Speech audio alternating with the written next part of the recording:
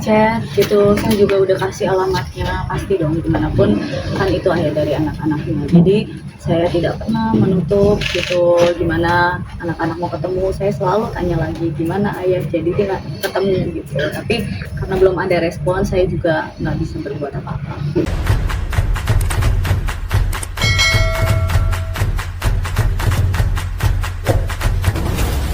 Saya ganti nomor, anak-anak juga tahu. Jadi mungkin kan karena handphone anak-anak pasti beliau juga pegang kan ya. Saya tahu. Jadi harusnya bisa ngecek juga ke sana. Obrol berdua, tapi tadi memang obrolan yang ditengahkan oleh hakim. Jadi nggak langsung kita berdua. Jadi obrolan ditengahkan dari saya disampaikan, ya dari pihak Sarwenda juga menyampaikan. Gitu. Jadi dari pihak perantara, ya? pakai perantara. Tidak secara langsung. Ya. Ada titik tengahnya mungkin kok seperti apa? Adalah pokoknya gitu. Kan mediasi itu nggak semuanya kita mesti bahas. Ada titik temu mungkin kok? Ya insya Allah semuanya kan kita kepengen yang terbaik ya. Gitu, nggak ada yang ingin semuanya dengan tidak baik gitu. Pengen yang terbaik gitu. Apapun yang terbaik yang mudah-mudahan Allah mudahkan. Sementara ini yang terbaik itu yang mana? Belum kan masih ada lagi yang berikutnya ya. Masih ada lagi mediasi gitu. Tapi ada rencana ketemu di luar nggak sih kok? Apa? Mediasi Di luar dari pengadilan gitu. Oh iyalah, iya pasti ada. Mudah-mudahan. Pokoknya mudah-mudahan gini. Semuanya itu kami jalani ya dengan baik sesuai dengan arahan. Terus juga kami bisa semuanya berproses gitu. Kan nggak semuanya sekarang baru selesai semuanya langsung dirubah. Semuanya butuh proses. Kok maaf, kalau salah anak-anak katanya sama bunda juga sudah pindah, itu gimana sih Pak? Kayaknya bukan kapasitas saya untuk bicara dulu itu. Nanti biar ada dari pihak Bang Minola gitu mungkin yang bisa menyampaikan itu. Kok tadi kan bertemu, mungkin ada obrolan untuk ada lagi jadwal untuk bersama anak yang terbaru yang baru saja diobrol. Nanti kami pasti update. Gitu ya. Baik, teman-teman makasih, aku mau buru-buru live. Nanti sama Bang Minola aja lanjut ya. Baru beberapa ya kalau ya beberapa lama. Alasannya apa sih Ci mungkin akhirnya pindah rumah? Iya, begini ya, ini kan seperti kita sudah sampaikan bahwa ini semua demi kepentingan terbaik bagi anak. Jadi kalau di dalam rumah itu sudah tidak ada lagi ketenangan, keamanan, dan kenyamanan bagi anak-anak, ya klien kami sudah memutuskan untuk memberikan yang terbaik bagi anak-anaknya. Jadi kita keluar dari zona yang sudah tidak aman lagi, dan klien kami menyediakan satu rumah yang aman bagi anak-anaknya gitu. Rumah itu membuat anak-anak dan Bu Wenda tidak nyaman dengan pemberitaan satu. Ya, yang kedua, rumah itu sudah ada surat dari bank juga, ya, bahwa akan ada rencana lelang juga. Ya, jadi rumah ini kan bagian dari Gonogini sebenarnya. Klien kami kan sebenarnya dengan RO kan pada saat perjalanan cerai kemarin, persidangan kemarin berjalan itu juga ditandatangani Gonogini, ya. RO mendapatkan 2 aset, klien kami mendapatkan 2 aset. Tetapi aset yang didapat RO adalah aset yang clean and clear, tidak ada permasalahan di bank, ya. Ternyata yang diberikan kepada klien kami ini bermasalah di bank, yang nilainya cukup fantastis, ya. Klien kami tidak mau terseret lagi dengan pusaran itu. Klien kami dengan finansial yang sudah mandiri, ya, klien kami lebih baik pindah untuk mencari apa? Mencari kebahagiaan dengan anak-anak, ya. Sehingga mohon dihormati saja prosesnya bagaimana dengan bank itu urusan nanti kami, lawyer yang menangani, ya. Yang penting Bu Wenda tidak mau lagi ditarik-tarik, kesannya ini masih punyanya RO segala macam, itu sebenarnya sudah clear. Tetapi nggak tahu siapa yang memframing, siapa yang membalikan, seakan-akan klien kami sangat bergantung dari rumah itu. Tidak, malah yang ada sekarang klien kami ini mendapat informasi bahwa rumah itu sudah harus dilelang, ya. Jadi klien kami tidak mau dong diberikan Gonogini yang seperti itu, ya. Jadi ya sudahlah, nggak mau ambil pusing, klien kami sudah hidup dengan anak-anaknya, dan juga terkait perpindahannya pun sudah diinformasikan kepada mantan suaminya. Saya Ya. sudah chat gitu, saya juga udah kasih alamatnya, pasti dong gimana pun kan itu ayah dari anak-anaknya. Jadi saya tidak pernah menutup gitu, gimana anak-anak mau ketemu, saya selalu tanya lagi gimana ayah, jadi dia nggak ketemu gitu. Tapi karena belum ada respon, saya juga nggak bisa berbuat apa-apa. Pasti butuh perjuangan saya ya untuk menjelaskan kenapa harus pindah gitu. Saya menjelaskan seminim mungkin gitu, sebaik mungkin tanpa menyinggung satu sama lain gitu. Dan aja gitu sedikit kayak susah ya gitu. Jadi ya wow, Timbang aja apa buka rumah yang sekarang aku Ini ya. dipilih ke Sebentar. Tahan bang. Tahan bang ya. Tahan bang. Agak naik dikit bang. bentar ini nggak ada alamatnya. Nggak ada. Aman Sudah. tutup ini dulu. Sudah. Oh iya, kaget saya.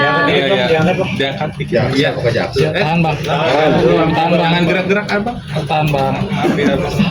Begini ini sebenarnya sudah sepakat di notaris, sudah ditandatangani oleh RO dan klien kami Sarwenda. Ya. Klien kami awalnya hanya minta satu rumah, ya, yang di BDN. Kan ada 4 rumah, ya. Klien kami hanya minta satu rumah. Tetapi ternyata hasil kesepakatan dua-dualah biar adil. Ini clear, nggak ada masalah. Ya. Tapi setelah ditandatangani, setelah berjalan, tiba-tiba ini kita tidak menyebutkan siapapun ya, ini fakta. Ya.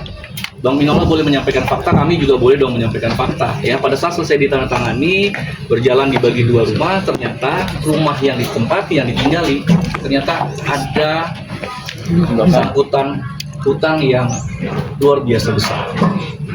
Ya, yang mana ternyata sebelum ditandatangani kesepakatan itu sudah ada hutang itu, dan ternyata itu juga belum dibayar. Jadi dari belum clear. Agustus 2024. Nah, sehingga makanya sudah ternyata kami dengar sudah ada proses untuk lelang. Nah, itu yang membuat klien kami kaget. Ya, artinya harusnya itu disampaikan di awal semua, ya, bahwa seperti itu, ya. Tapi nyata-nyatanya tidak dibayarkan. Ya, klien kami tidak mau berisiko dong, ya. Ada anak-anak di dalam, klien kami harus hidup dengan ternyata gonogini yang dibagi, ya, yang dibagi ternyata kita kasih ke klien Bang Minola clear, tidak ada jaminan terhadap aset yang kita serahkan. Tetapi yang untuk klien kami itu malah dengan hutang. Ya, bayangkan, ya, maksudnya kami tidak mungkin menyalahkan itu, ya, tetapi itu situasinya, ya. Dan sekarang yang lucu, kenapa sih yang sudah disepakati pembangunan rumah, yang disepakati bahwa pembangunan rumah besarnya sekian, sekarang dibuka-buka kembali? Ada pihak-pihak lain lah yang terus mencari orang lain yang nggak ada lagi di rumah itu gitu, ya. Tapi saya nggak bisa sampaikan siapa karena nanti kami dipikirkan menyudutkan satu pihak, ya.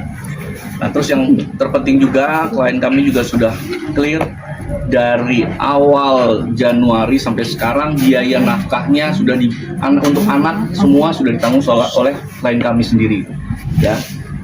Jadi dari pihak Bang Minola menyampaikan menunggu klien kami tetap menafkahi anaknya sendiri, dan mulai ke depan juga, ya, klien kami tidak lagi mau disangkut pautkan terkait dengan bahwa klien kami meminta nafkah kepada mantan suaminya. Itu biar nanti urusan mantan suami dengan anaknya langsung saja, sehingga tidak dipelintir lagi bahwa klien kami ini masih mengejar-ngejar soal nafkah untuk kepentingan klien kami. Tidak, nanti akan silakan, kami akan coba berkomunikasi, silakan aja langsung dengan anak saja supaya tidak dipelintir lagi. Karena apa?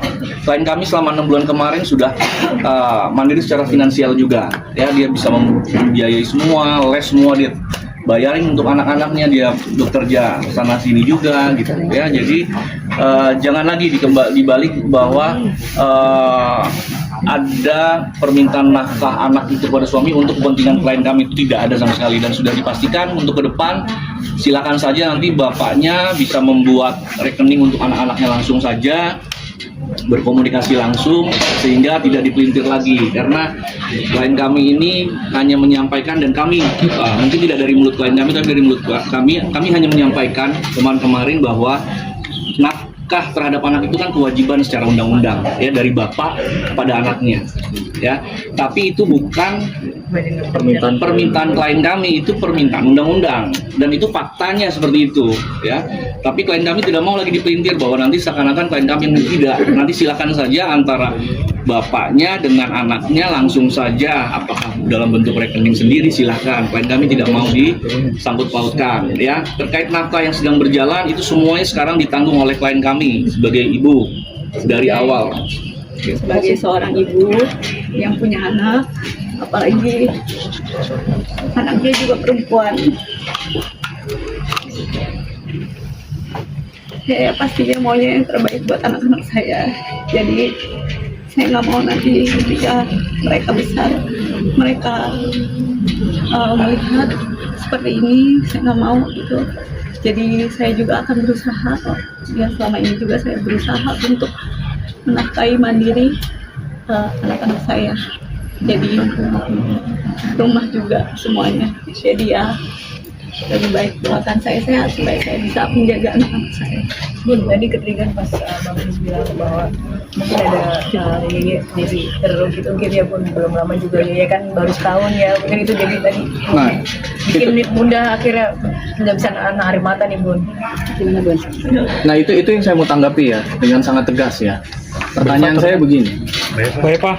Baik Pak, turunan dong. Kalau orang tua kita punya pengalaman, punya keahlian di bidang pembangunan, apakah itu merupakan suatu aib?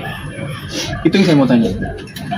Lalu ketika orang tua kita membangun rumah untuk kita, sepasang suami istri menggunakan jasa orang tua kita, apakah itu suatu aib? Saya rasa itu bukan aib ya. Justru andil daripada almarhum sangat besar gitu loh bagi klien kami dan mantan suaminya. Itu karya terakhir dari almarhum ayah klien kami. Jadi jangan membawa narasi, jangan membawa ke arah pertarungan narasi lah. Mari kita bisa lebih bijak, hormati proses persidangan ini, fokus kepada hak asuh anak, jangan ke hal-hal yang lain menjadi dibawa-bawa seperti itu. Itu saya rasa tidak bijak lah. Saya rasa tidak bijak untuk hal tersebut ya. Dan gini kawan-kawan, ya perlu dipahami juga, mungkin ini buat masukan juga kepada kuasa hukum RO, bahwa semakin ibunya anak-anak ini terus dipojokkan, ya disakiti, kita sebagai seorang anak pasti akan membela mati-matian lah ibu kita, ya. Jadi hati-hati juga kalau nanti terus-terusan ya di framing, dibalikan, diputerbalikan sesuatu yang nggak benar, yang membuat klien kami terus menangis dan anak-anaknya melihat, anak-anaknya juga makin tidak sayang nanti dengan orang yang memojokkan klien kami. Saya tidak bilang siapa, ya, tapi anak-anak ini pasti akan membela ibunya. Dan kalau tahu yang memojokkan adalah A, ya pasti anak-anak juga tidak akan pernah bisa sayang dengan A gitu. Ya, jadi tolong sudahilah ya. Framing, penggiringan opini yang menurut saya tidak pas ya, yang dilakukan oleh pihak-pihak manapun juga ya, itu kasihan nanti klien kami ujungnya ya. Jadi ya kita sudahi dululah terkait penggiringan opini. Sudah ada untuk hak asuh, sudah ada ranahnya. Nanti terhadap Gonogini ya kita ada ranahnya lagi, monggo silakan kita buka lagi mungkin dengan gugatan Gonogini ya silakan ya. Tapi prinsipnya klien kami pengen hidup tenang ya. Silakan nanti dikembalikan lagi ke publik bisa melihat ya, yang memberikan narasi-narasi terus-menerus begitu ya, bisa ditanyakan tujuannya apa sih? Kalau tujuannya hak asuh anak kan sudah ada medianya. Lalu narasi lagi, harta, rumah dibawa orang tua, ini tujuannya apa? Ya publik yang menilai lah tujuannya apa ya. Oke. Ini kan bisa dibilang mulai dengan baru di rumah yang baru ya, Ci. Mungkin apalagi kan mulai kerja baru lagi, Ci. Ada rasa ketakutan nggak sih? Apalagi kan sebelum-sebelumnya sempat yang kita tahu kan sempat memanas sampai masyarakat ada aksi boikot Cici nih. Gimana Cici mungkin Cici sendiri untuk bangkit lagi, Ci? Mohon doanya. Doanya Mohon doanya. Oke. Terima kasih ya. Thank you.